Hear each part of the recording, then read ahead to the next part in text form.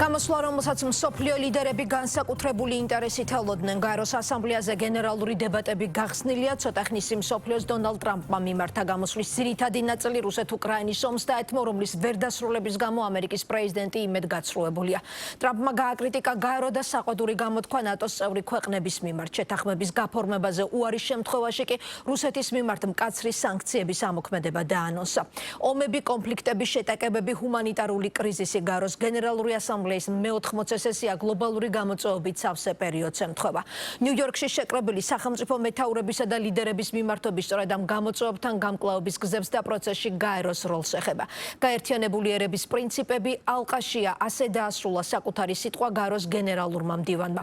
წელს გაეროს გენერალურ ასამბლეაზე საქართველოს არა პრემიერ-მინისტრი, არამედ პრეზიდენტი წარადგენს. 2 დღეში გენერალურ დებატებზე სიტყვით მიხეილ ყაველაშვილი გამოვა. მიმდინარეობს ორმხრივი შეხვედრებიც. მოამბე ნიუ-იორკიდან მარიკა შალიკაშვილი აშუქებს ასამბლეის საიუბილეო მე-80 სესიას. გაერთიანებული ერების ორგანიზაციის შტაბ-ბინაში დღეს გაეროს გენერალური ასამბლეის რიგით მე-80 სესიის გენერალური დებატები გაიხსნა. საზეიმო გახსნას ესწრებოდნენ მსოფლიოს ლიდერები 193 ქვეყნიდან, მათ შორის იყო საქართველოს პრეზიდენტი, რომელსაც უმასპინძლა გაერთიანებული ერების ორგანიზაციის გენერალურმა მდივანმა ანტონიო გუტიერესმა.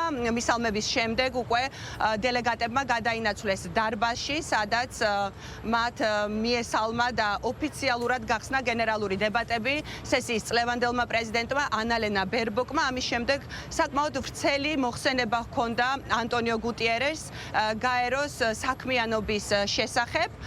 რაც შეეხება საქართველოს პრეზიდენტს და ქართულ დელეგაციას, ისინი დაესწრნენ დღევანდელ სესიას, ხოლო საღამოს კი გაიმართება დონალდ ტრამპისა და მელანია ტრამპის სახელით ვახშამი, რომელზეც მიწვეულია მსოფლიო იმ ქვეყნების მეთაურები, რომლებიც მონაწილეობენ წლევანდელ სესიაში და მათ შორის იქნება საქართველოს პრეზიდენტი. ჩვენ ცოტა ხნის წინ ჩავწერეთ ინტერვიუ საქართველოს საგარეო საქმეთა მინისტრთან და მოდით მოვისმინოთ ახლა მაკა ბოჭორიშვილის კომენტარი.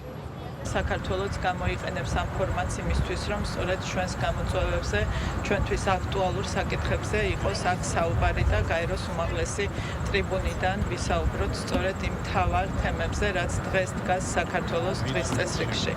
ასე ჟღერდება სხვა და სხვა ლიდერების მხრიდანაც აქცენტები კეთდება გამოწვევებზე, რაც დღეს დგას მსოფლიოში. ამერიკის შეერთებული შტატების პრეზიდენტი, როგორც მასპინძელი ქვეყნის პრეზიდენტი, მასპინძლობს ასევე ლიდერებს უმაღლეს დონეზე მიღებაზე, რომლის ფარგლებშიც შესაძლებლობა იქნება, რა თქმა უნდა, მასთან შეხვედრის, გასაუბრების და ეს არის ყველასთვის, მათ შორის საქართველოს პრეზიდენტისთვის, კარგი შესაძლებლობა იმისათვის, რომ ამერიკის შეერთებული შტატების პრეზიდენტთან ჰქონდეს კომუნიკაცია.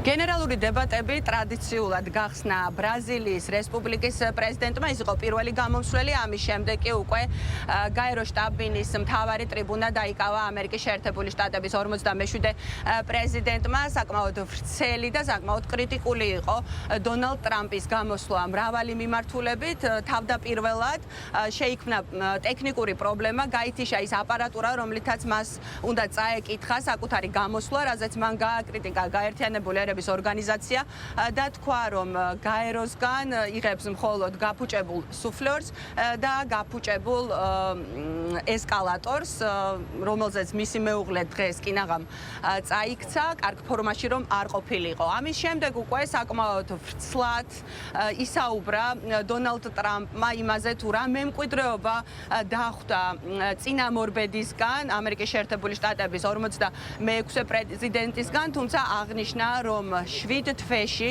მან მოახერხა 7 ქვეყანაში დაესრულებინა ომი, რადგანაც დატოვა მშვიდობა და დახვდა ომი ორივე კონტინენტზე. მან საკმაოდ ვრცლად ისაუბრა პალესტინაზე და ღაზას სექტორში მიმდინარე მოვლენე სიტუაციაზე და აღნიშნა, რომ დღეს, როდესაც ის ყველანაირად ცდილობს მიღწეულ იქნას ცეცხლის შეწყვეტა, გაერთიანებული ერების ორგანიზაციის წარმომადგენელი რიგი ქვეყნები მხარს უჭერენ პალესტინის აღიარებას.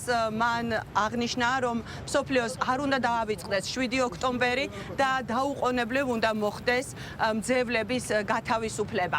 ასევე მან საკმაოდ ვრცლად ისაუბრა უკრაინის ომზე და აქაც აღნიშნა, რომ ევროპა არ უნდა ყიდულობდეს ნავთობს და გაზ ენერგორესურსებს რუსეთისგან, რომ მას ეგონა, რომ ამ ომის დასრულება 3 დღეში მოახერხებდა, თუმცა ეს ასე არ მოხდა და რომ უნდა გაერთიანდეს ევროპა და ამერიკა იმისთვის, რომ მოხდეს ამ სისხლისღვრის შეჩერება.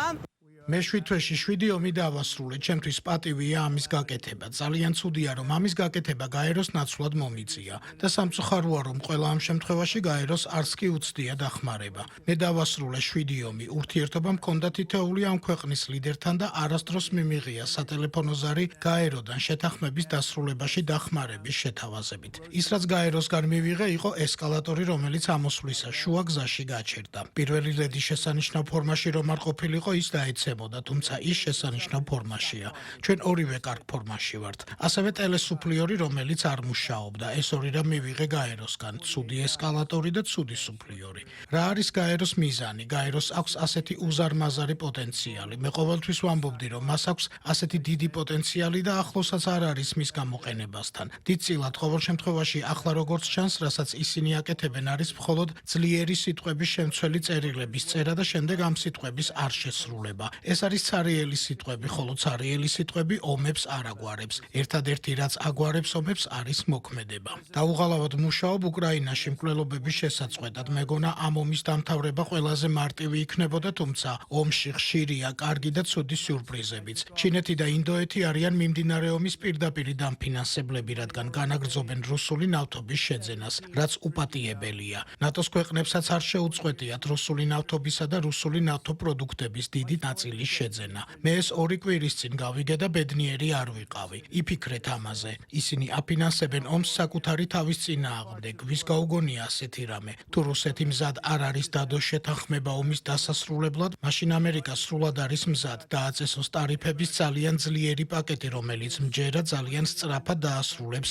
სისხლისღვრას. თუმცა იმისთვის, რომ ეს ტარიფები იყოს ეფექტიანი, ევროპული ქვეყნები ყველა თქვენგანი, ვინც ამჟამად აქ იმყოფება, უნდა შემოგვიერთდეთ ანალოგიური ზომების მიღებაში. თქვენ უფრო ახლოს ხართ, ჩვენ ოკეანე გვყობს. თქვენ იქვე ხართ და ევროპა უნდა გააქტიურდეს. ისინი არ უნდა აკეთებდნენ, რასაც აკეთებენ. ისინი ყიდულობენ რუსეთისგან ნავთობს და გაზს და ამავე დროს რუსეთს ებრძვიან. ეს მათთვის უხერხულია. მათ უნდა დაუყოვნებლივ დაასრულონ რუსეთისგან ენერგორესურსების შეძენა. წინააღმდეგ შემთხვევაში ჩვენ ყველა ძალიან ბევრ დროს ვფლანგავთ. თითოეული ჩვენგანის ვალდებულებაა დავიცვათ ჩვენი ქვეყანა, დავიცვათ ჩვენი საზღვრები, კულტურა, ტრადიციები, ხალხის ოცნებები, თავისუფლებები. ერთად ვიმუშაოთ ნათელი და ლამაზი პლანეტისთვის, მშვიდობიანი პლანეტისთვის. ჩვენი ქვეყნები უფრო უსაფრთხო უნდა გავხადოთ.